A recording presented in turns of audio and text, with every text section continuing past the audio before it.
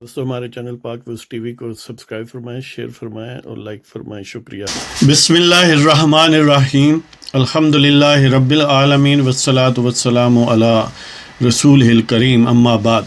پاک views T V محمد منشا، السلام علیکم جناب، کیسے ہیں؟ آج بات کرتے ہیں لاک ڈاؤن جو کرونا وائرس کے حوالے سے پاکستان میں اب ہو گیا ہے، تو یہ اب کیا ہوگا، یعنی اس کا کیا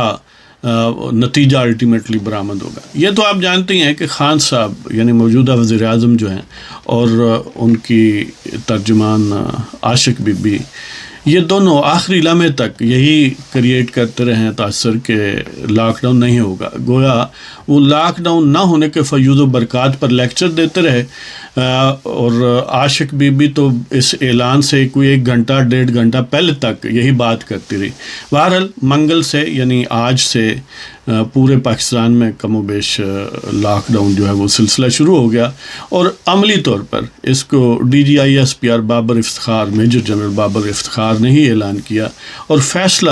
بیسیکلی آرمی چیف نے اپنے کمانڈرز کے ساتھ بات چیت کے بعد کیا، جو انٹرنیٹ کے ذریعے ہوئی۔ ظاہر ہے کرونا وائرس کے حوالے سے ایک پریکاشن لی گئی، لیکن دیکھتے ہیں کہ ظاہر ہے آخر انسانوں نے ہی اس کو امپلیمنٹ کرنا ہے، اور ہماری افواج نے اگر چند کمانڈرز جو ہیں وہ چند فٹ کا فاصلہ رکھ کے ان پس سے نہیں مل سکتے، انٹرنیٹ پر ملتے ہیں اور اس میں کوئی مذائقہ بھی نہیں ہے، تو یہ افواج جو ہیں وہ جو فٹ سولجرز ہیں وہ کیسے کنڈکٹ کریں گے؟ کیا وہ بھی 6-6 7-7 فٹ کے فاصلے پر رہ کر چلیں گے؟ یہ کیا ہوگا؟ بہرحال یہ عام طور پر ڈائلاگ بولا جاتا ہے اتنی مرتبہ کہ بندہ یعنی سن کے خاصا بیزار ہوتا ہے کہ ہم سب ایک پیج پر ہیں۔ اب ایک پیج پتہ نہیں وہ کہاں ہے، یا تو بہت بڑا پیج ہے کہ درمیان میں سمندر بھی آتے ہیں، کہ ایک طرف وزیر اعظم ملک کا کہہ رہا ہے کہ لاک ڈاؤن نہیں ہوگا اور اس کے فیوض و برکات یا اس کی مشکلات یا اس میں پیچیدگیوں کا پر لیکچر دیتا ہے اور ملٹیپل ٹائمز دیتا ہے، اور دوسری طرف یعنی جو مسلح افواج ہیں وہ یہ فیصلہ کر لیتی ہیں، کہتے ہیں کہ 245 جو آرٹیکل ہے آئین کا، جس میں ان ایڈ آف سول پاور مسلح افواج کو بلایا جاتا ہے، تو اس کا حوالہ دیا، گویا خود ہی کہا ہے کہ ہم آ رہے ہیں، ہمارا نوٹیفیکیشن کر دے،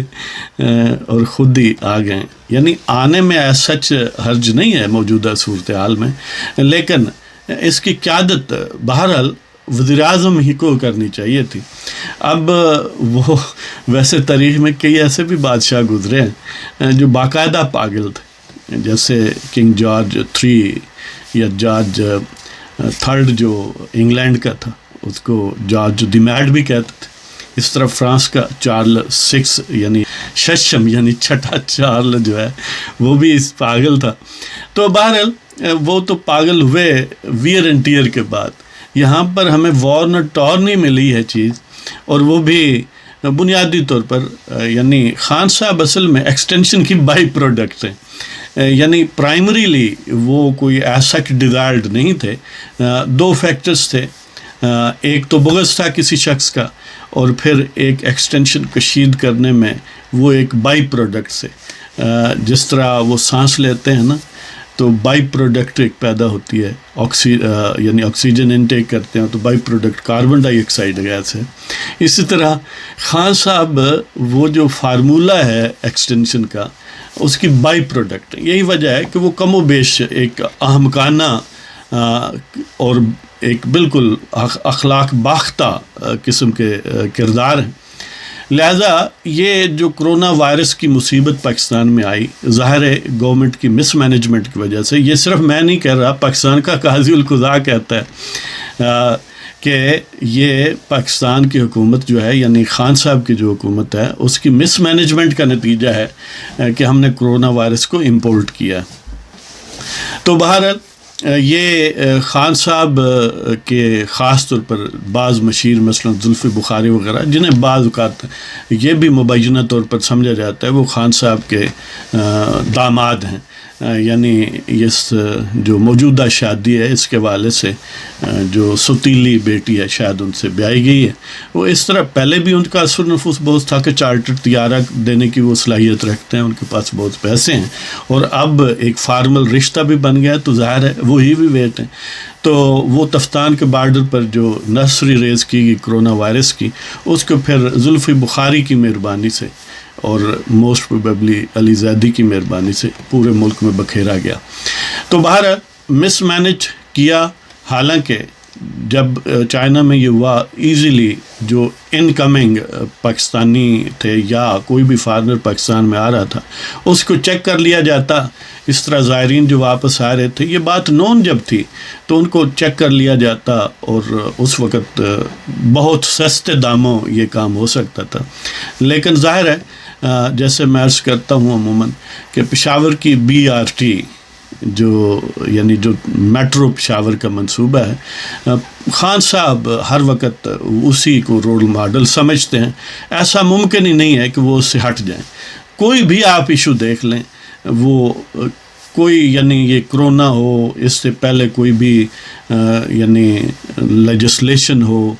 آرمی چیف کی ایکسٹینشن ہو، یا ایون ججز کے ساتھ انٹریکشن ہو، یا اپوزیشن کے ساتھ ہو، ہر معاملے میں وہ اسی کو رول ماڈل سمجھتے ہیں اور خود کو عقل کل سمجھتے ہیں۔ ان تمام یعنی جو انہوں نے 18-20 مہینوں میں پاکستان کا بیڑا غرق کرنے کی جو بھرپور صحیح کی ہے، اور وہ جو ایکسٹینشن والے لوگ ہیں انہوں نے تو خیر 4-5 سال کی ہے، جس میں ظاہر ہے خان صاحب بھی ساتھ ساتھ تھے، دامے وہ کیا کہتے ہیں کہ شانہ بشانہ اور قدم بقدم ساتھ تھے۔ تو بہرحال پاکستان میں یہ جو مصیبت آئی، اس میں خان صاحب کو بھی بہت موقع تھا کہ اس سے وہ اپنے پچھلے جو کالے کرتوت تھے ان کو خاص حد تک ڈائلیوٹ کر سکتے تھے، لیکن انہوں نے بھی قسم اٹھائی ہے کہ کوئی بندے سے پترا کام نہیں کرنا، یعنی وہ فیصلہ کر لیتے، سارے اپوزیشن لیڈروں سے براہ راست خود بات کرتے، سیاسی پارٹیوں سے جیسے مولانا فضل الرحمان ہیں، شہباز شریف ہیں، اسفندیار ولی ہیں، چکزئی صاحب ہیں، حاصل بزنجو ہیں، یعنی بہت سارے لیڈر ہیں، جماعت اسلامی ہے وغیرہ وغیرہ۔ تو آل پارٹیز کانفرنس بلا لیتے، جو فیصلہ وہ کرتی اسی مطابق عمل کر لیتے، کہتے کہ لاک ڈاؤن تو لاک ڈاؤن کر دیتے، کہتے کہ نہیں تو نہیں۔ تو اس صورت میں کامیابی اگر ہوتی تو قوالوں کو چھیڑ دیتے، وہ قوالی کرتے کہ ہماری کامیابی ہے، ناکامی ہوتی تو ان کے سر منڈ دیتے، لیکن اب کیا کریں، عقل ہی نہیں ہے۔ اور ساتھ وہ ایک پیج والے حضرات جو ہیں، چلو انہوں نے ہی کہا تھا وہی بات مان جاتے، اب اتنی تو بے عزتی نہ ہوتی کہ فیصلہ کون کرتا ہے، وزیر اعظم کون ہے، وہ گن اور گا رہا ہے اور ایک پیج والے کچھ اور گا رہے ہیں۔ بہرحال خرابی بسیار کے بعد لاک ڈاؤن ہوا، اس کا کیا نتیجہ نکلتا ہے اللہ ہی جانے، کیونکہ اس کے لیے ایک پریپریشن کی جانی چاہیے تھی، پہلے نوٹس دیا جانا چاہیے تھا، اور جو غریب غربا ہیں ان تک ایڈیکویٹ مقدار میں راشن پہنچانا چاہیے تھا۔ اور یعنی اگر یہ پہلے نوٹس دیا جاتا تو بہت سارے مسافر جو ٹرانزٹ میں پھنس گئے پاکستانی، وہ بھی نہ مصیبت کا شکار ہوتے۔ تو بہرحال الٹیمیٹلی ہو گیا، دیکھیے اب کہاں تک امپلیمنٹ ہوتا ہے، اور کیا سمپلی امپلیمنٹ کرنے سے یہ وبا بڑھتی ہے یا کم ہوتی ہے، کیونکہ سکہ راج الوقت تو یہی ہے پوری دنیا میں کہ بہت سارے ممالک نے لاک ڈاؤن کیا، لیکن جنہوں نے شروع میں کیا، جنہوں نے شروع میں انتہائی تیزی سے ایکٹ کیا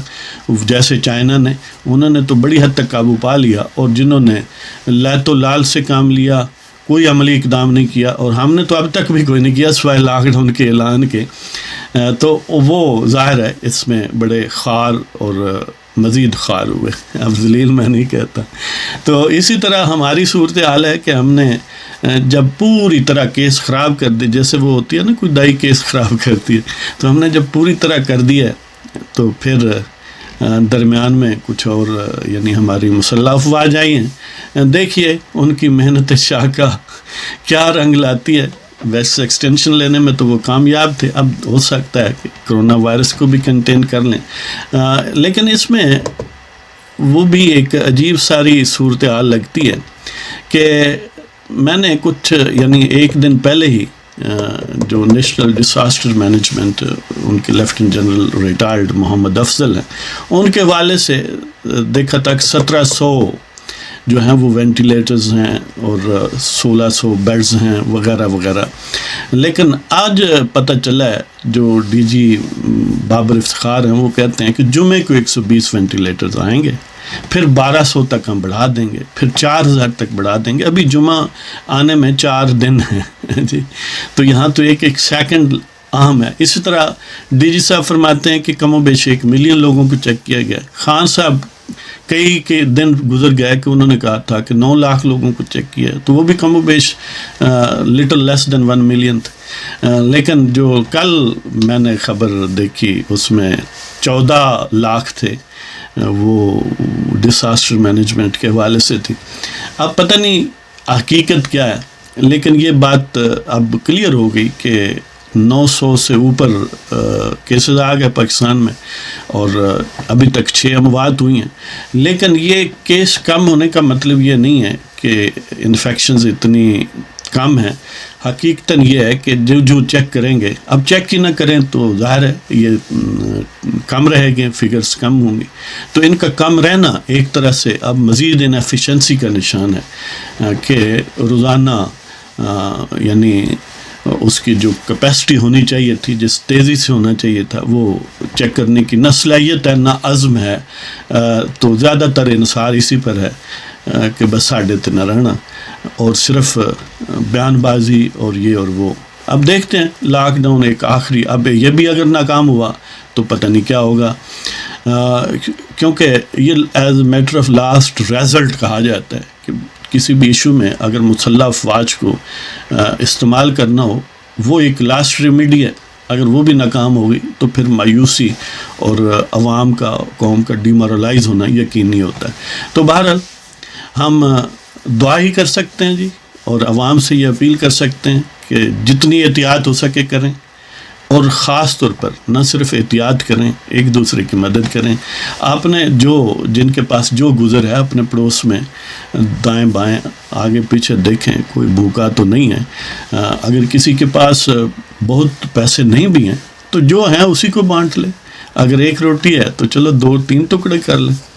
مطلب یہ ہے کہ اس میں سب سے اہم معاملہ عوام خود ہیں، خود ہی احتیاط کرنی ہے،